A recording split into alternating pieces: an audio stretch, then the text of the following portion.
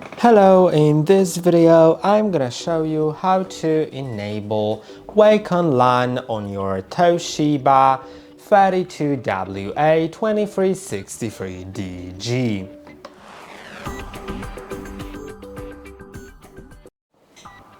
To do it, click on the settings. So on Android Home, you'll need to go to